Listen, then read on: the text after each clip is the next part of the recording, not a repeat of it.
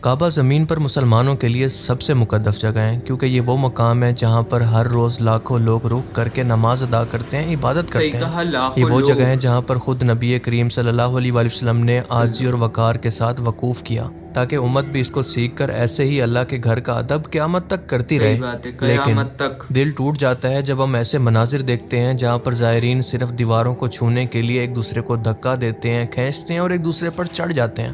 اس ہجوم کے اندر مرد و عورت غیر محرموں سے ٹکرا جاتے ہیں، محافظوں کو دھکیل دیا جاتا ہے، آوازیں بلند ہوتی ہیں اور حرم کی حرمت مجروح ہوتی ہے۔ صحیح بات۔ ہم سب مسلمان بے شک کعبہ سے بے پناہ محبت کرتے ہیں، لیکن اگر یہ محبت احترام کے بغیر ہو تو صرف افراتفری، بھگدڑ، زحمت اور تکلیف بن جاتی صحیح ہے۔ بات ہے۔ اور نبی کریم صلی اللہ علیہ وآلہ وسلم نے ہمیں سکھایا کہ کسی مسلمان کو تکلیف دینا بہت بڑا گناہ ہے۔ بہت بڑا گناہ۔ جو لوگ یہاں پر عاجزی سے آئے ہوتے ہیں وہ بھی اس تکلیف کو بلا وجہ برداشت کرتے ہیں۔ اور آپ ذرا سوچ کر دیکھیں کہ اگر نبی کریم صلی اللہ علیہ وآلہ وسلم آج اگر ہمارے درمیان ہوتے اور اس منظر کو دیکھتے تو کیا وہ بھی اس کو محبت سمجھتے بالکل یا نہیں۔ پھر کچھ اور؟ غیر مسلم جب ایسی ویڈیوز کو دیکھتے ہیں تو وہ اسلام کا مذاق اڑاتے ہیں، کیونکہ ان ویڈیوز کے اندر ان کو ہماری محبت نظر نہیں آتی بلکہ بد نظمی نظر صحیح آتی ہے۔ کہا، نظر ان کو نہیں ایک ایسی بھگدڑ نظر آتی ہے جو کہ غیر مسلموں کی عبادت گاہوں کے اندر بھی دیکھی جا سکتی ہے، کیونکہ ہم دیکھتے ہیں کہ اللہ کے گھر کے اندر ہی ہجوم میں عورتیں اکثر خود کو غیر محفوظ اور بے عزت محسوس کرتی ہیں، بچے اور بزرگ خطرے کے اندر پڑ جاتے ہیں۔ اب میں کیونکہ جوان ہوں اس لیے کئی بار حرم کعبہ کے اندر دم گھٹتے مرد اور عورتوں کو ہجوم کو دھکیل کر کئی بار میں بذات خود بچا چکا ہوں۔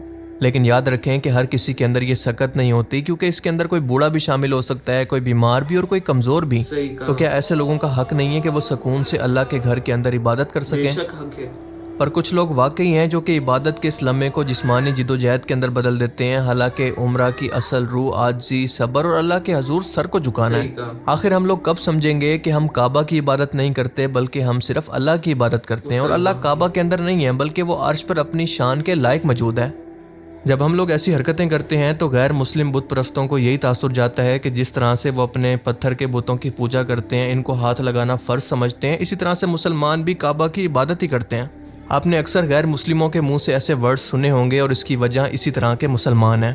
حالانکہ کعبہ صرف ایک سمت ہے جس کی طرف رخ کر کے ہم اپنی توجہ فوکس کرتے ہیں تاکہ نماز کے دوران ہمارا دل و دماغ ایک جگہ پر رہے۔ کعبہ۔ دیکھیں اللہ نہ کسی جگہ کا محتاج ہے نہ کسی سمت کا، کیونکہ وہ حی القیوم ہے، یعنی ہمیشہ زندہ رہنے والا، خود سے قائم اور ہر چیز پر قادر۔ ماشاء اللہ۔ قرآن میں اللہ فرماتا ہے کہ مشرق اور مغرب سب اللہ کے ہی ہیں، تم جدھر بھی رخ کرو گے ادھر اللہ کا ہی چہرہ ہے۔ لہٰذا کعبہ کو چھونا، اس پر چڑھنا، اس کے گرد دھکم پیل کرنا عبادت نہیں ہے، بلکہ عبادت صرف اور صرف اللہ کی فرما برداری اور عاجزی کے اندر ہے۔ صحیح بات ہے۔ کعبہ کا احترام اس کے پتھروں کے لیے نہیں ہے بلکہ اس کے رب کے حکم کے لیے ہے۔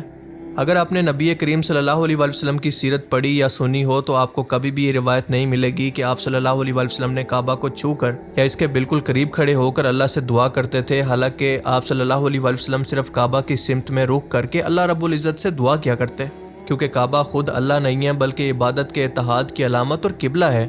یاد رکھیں کہ چاہے آپ کعبہ کو چھو بھی لیں لیکن اگر آپ کا دل اللہ کے سامنے عاجز نہیں ہے تو کوئی وہ ٹچ فائدہ کرنا نہیں۔ نہ آپ کی دعا قبول کروا سکتا ہے، نہ آپ کے گناہ معاف کروا سکتا ہے، وہ کچھ بھی نہیں کرے گا۔ کعبہ کا احترام ضرور کریں، یہ مسلمانوں کے لیے مقدس ترین جگہ ہے، لیکن عبادت اور مدد کی امید صرف اللہ وحدہ لا شریک سے رکھیں۔ خدا را کعبہ کو اللہ نہ سمجھیں بلکہ اس کو صرف وہ سمت سمجھیں جس کی طرف آپ اور میں اپنے رب کے حکم سے رخ کرتے ہیں۔ سجدے میں بہائے گئے آنسو اور دوسروں کے ساتھ صبر و احترام، یہ سب کچھ شاید اس زبردستی کے ٹچ سے کہیں زیادہ آپ کے نامہ اعمال کے اندر وزن رکھیں گے۔ زیادہ اول ہے۔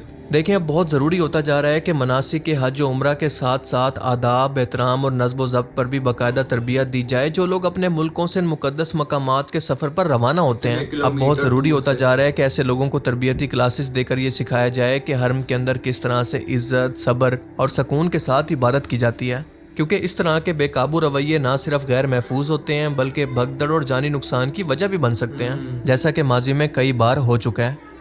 اب یہ صرف انتظامیہ یا علماء کی نہیں بلکہ ہم سب کی اجتماعی ذمہ داری ہے کہ ہم حرم کی حرمت، زائرین کی سلامتی اور اسلام کی خوبصورت تصویر کو محفوظ رکھیں۔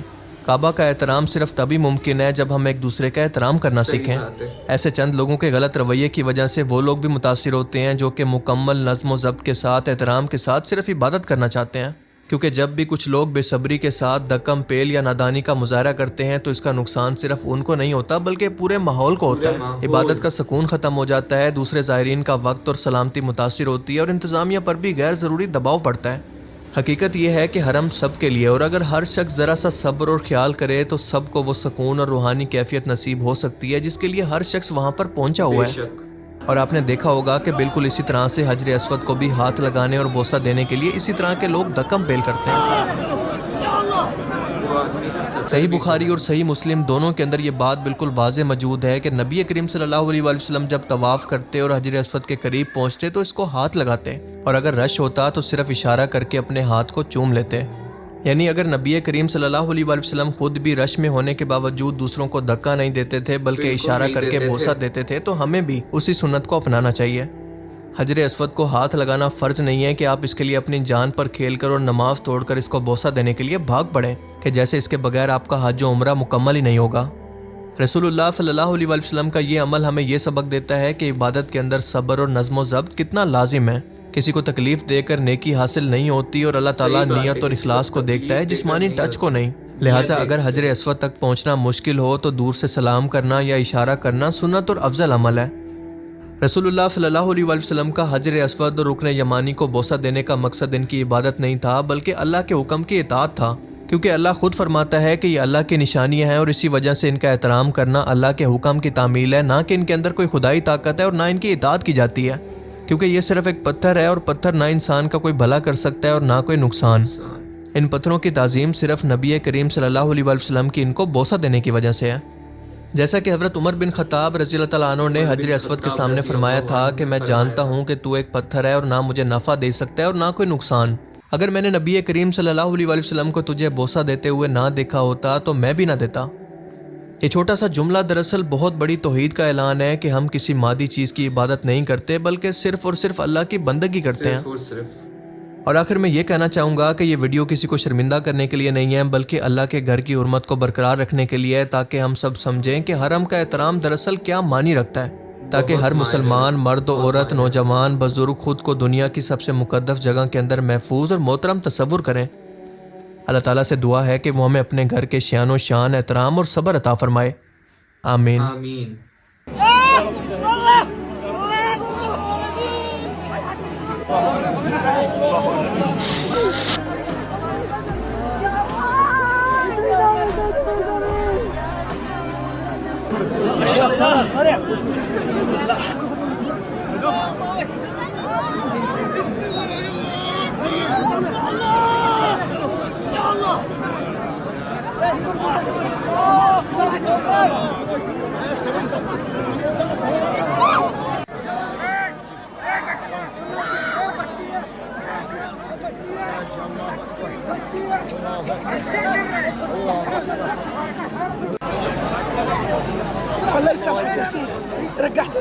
تو ہمیں اس ویڈیو سے کیا پتہ چلا؟ ہم نے اس ویڈیو پر ریئیکشن تو دے دیا، لیکن ہمیں اس ویڈیو سے کیا سیکھنا چاہیے؟ حالانکہ میں تو کبھی مکہ مدینہ گیا نہیں ہوں، لیکن ہمیں یہ ضرور پتہ ہونا چاہیے کہ اگر ہم اللہ کے گھر جا رہے ہیں احترام بہت ضروری ہے، کیونکہ ہم نے اس ویڈیو میں دیکھا کہ کئی سارے لوگ دھکا مکی کرتے ہیں اور اس دھکا مکی میں دوسروں کو تکلیف پہنچتی ہے، لیکن اسلام ہمیں یہ کبھی نہیں سکھاتا کہ ہم دوسروں کو تکلیف پہنچائے۔ ہمارے نبی صلی اللہ علیہ وسلم نے بھی کہا کہ دوسروں کو تکلیف ایک ایسا عمل ہے جو آدمی کو جہنم تک پہنچا دے گا۔ تو ہمیں کعبہ شریف کا احترام کرنا چاہیے، اور جو بھی حج عمرہ پہ جانا چاہتا ہے انشاءاللہ اللہ سے دعا کر کے ہم بھی حج عمرہ پہ جائے اور آپ بھی حج عمرہ پہ جائے۔ السلام علیکم ورحمۃ اللہ وبرکاتہ۔